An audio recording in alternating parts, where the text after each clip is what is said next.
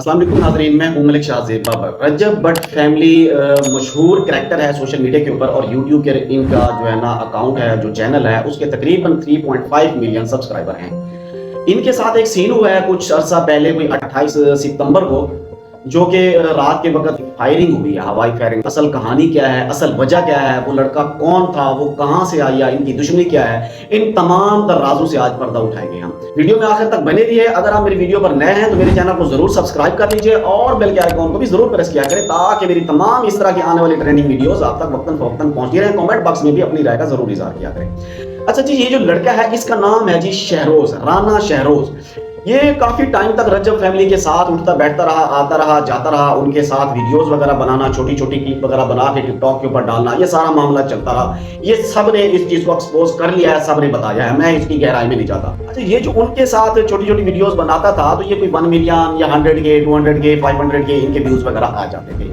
Viewership इन्हें अच्छी मिल रही थी। एक दिन ऐसा हुआ कि ये जब गया तो इसका जो रजब फैमिली भट्ट का जो गार्ड है उसके साथ इसका झगड़ा हो गया। इसी झगड़े के दौरान इसका एक लड़का जो था उसने उसकी वीडियो बना ली। उन्होंने जब वो वीडियो अपलोड की तो वो मिलियंस के में चली गई। तो इसने भी सोचा, इस शाहरोज ने सोचा कि इसका मतलब ये अगर ये मिलियंस में चली गई है तो इसका मतलब ये शराफत वाला काम अच्छा नहीं है। जरूरी थोड़ी है हमने उसके मिन्नतें तरले करने हैं, जाके उनसे टाइम लेना है, वीडियो बनानी है, फिर अपलोड करें। उससे बेहतर हम बदमाशी नहीं कहा कि मेरे अपने व्यूवरशिप बढ़ा लें।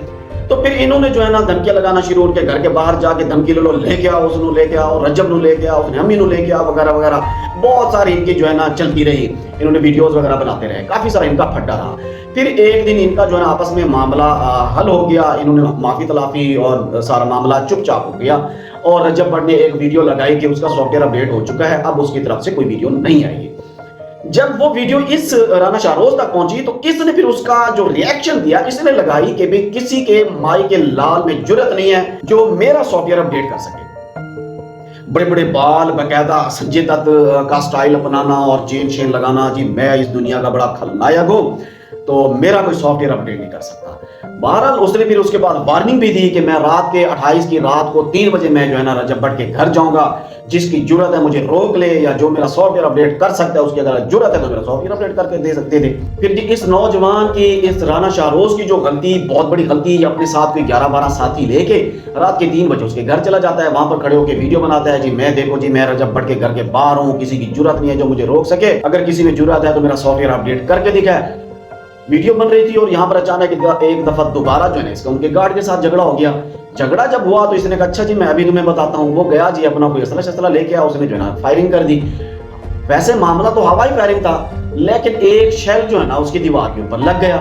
अच्छा, वो जो शेल लगा, वैसे तो मामला हवाई फायरिंग का था, लेकिन जब पुलिस आई तो उसने उस शेल लगने की वजह पर जो इसके ऊपर केस बना वो 440 सेक्शन के तहत बनाया गया, क्योंकि ये घर के ऊपर हमला भी है। फिर इदारों ने इन्हें इसे जो है ना माशाल्लाह से 24 घंटे के अंदर अंदर ढूंढ निकाला, जिस भी गार में छुपा था, जहां भी छुपा था ढूंढ निकाला। लेकिन बाकी जो इसके 11-12 साथी हैं वो फरार हो गए। इसीलिए कहते हैं कि दोस्तों को पहचान कर दोस्त बनाया करें, जो बुरे वक्त में भी काम है। शूट आउट के वक्त तो जो फायरिंग हुई उस वक्त तो इसके साथ इसके हामियों नासिर थे, ले भाई तुझे कौन रोक सकता है, तेरा कौन सॉफ्टवेयर अपडेट कर सकता है। लेकिन जब सॉफ्टवेयर अपडेट हुआ तो वो सारे भाग गए। ये बेचारा अकेला अपना सॉफ्टवेयर अपडेट करवाता रहा और अपनी जो है ना हालत भी माशाल्लाह से दुरुस्त करवाता रहा। सॉफ्टवेयर अपडेट हुआ है और इसका जो चेहरा है वो भी अपडेट हो चुका है, यानी माशाल्लाह से टिंडी शिंडी भी हुई है, चेहरा शरा भी सेट हो चुका है। तो अब कहता है बकौल उसके राना शाहरोज के कि मैं 5 वक्त का अब नमाजी हूँ और ये तबलीगी लोग हैं और मुझे जो है ना हर वक्त नमाज के लिए भी दावत देते हैं। अब देखो जी, ये बाहर आता है तो फिर ये यही बदमाशी स्टार्ट करता है या क्या करता है वल्लाह आलम।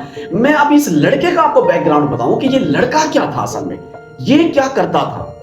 ये लड़का है जी बेसिकली रेवंड के इलाके का रहने वाला है। वहां पर एक कट पीस की दुकान है, जो कपड़े के कट पीस जहां पर फरोख्त होते हैं ना, ये सबको मालूम है कि वो कौन सी इतनी बड़ी दुकान होती है, छोटी सी दुकान होती है। ये उस दुकान के ऊपर काम करता था, दुकान का ओनर नहीं, ये उस दुकान के ऊपर काम करता था। अच्छा, वहां से इसको दिहाड़ी क्या मिलती थी, 600 रुपए इस बच्चे को वहां से दिहाड़ी मिलती थी। तो फिर इसने सोचा कि क्यों ना मैं शॉर्टकट के जरिए थोड़ा सा अमीर हो जाऊं, ऐसे लोग ही जो है ना फिर निकलते हैं ऐसे कामों के ऊपर।